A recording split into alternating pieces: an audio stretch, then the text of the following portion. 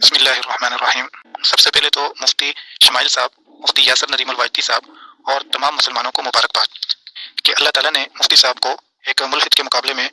غلبہ عطا فرمایا، اور ان مفتی صاحب ہی کی نہیں بلکہ اسلام اور تمام مسلمانوں کی فتح ہے، اور الحمدللہ تمام مسلمان اس کے اوپر اپنی خوشی اور مسرت کا اظہار کر رہے ہیں۔ اور مسلمان تو الحمدللہ اللہ تعالیٰ کے فضل و کرم سے اللہ تعالیٰ کے وجود کو بغیر دلیل ہی کے مانتے ہیں، اور اللہ تعالیٰ نے اپنے فضل و کرم سے فطری طور پر ہمیں ایمان نصیب فرمایا ہے، اور اللہ تعالیٰ ہمیشہ ہمیں اس پر قائم رکھے۔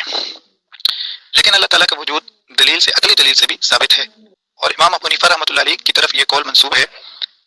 کہ امام صاحب نے فرمایا کہ اگر کسی کو ایمان کی، اسلام کی دعوت نہیں پہنچی تو پھر بھی اس پر اسلام لانا لازمی ہے، اور قیامت کے دن اس سے پوچھ ہوگی کہ تم ایمان کیوں نہیں لائے، اس لیے کہ اس تک دعوت اگرچہ نہیں پہنچی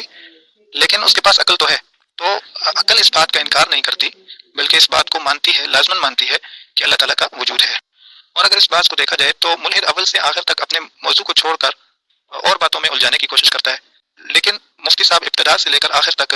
اپنی بات پر رکے ہوئے ہیں، اور جس موضوع پر مناظرہ طے ہوا تھا اسی پر بات کر رہے ہیں۔ اور حقیقت بھی یہی ہے کہ جب دو آدمیوں کے درمیان بات ہوتی ہے تو اس میں جو حق پر ہوتا ہے وہ تو اصل موضوع پر گفتگو کرتا ہے، اور جو باطل پر ہوتا ہے اور اس کا کوئی حق نہیں ہوتا تو اس کی کوشش یہ ہوتی ہے کہ اصل موضوع کو چھوڑ کر بات کرو، دوسری باتوں کی طرف پھیر دیا جائے، اور جس مسئلے میں ہم نے بات کرنی ہے وہ رہ جائے۔ تو بہرحال اللہ تعالیٰ سے دعا ہے کہ اللہ تعالیٰ ہمیشہ مسلمانوں کو کامیابی عطا فرمائے، اور اسلام تو ہے ہی غالب آنے کے لیے۔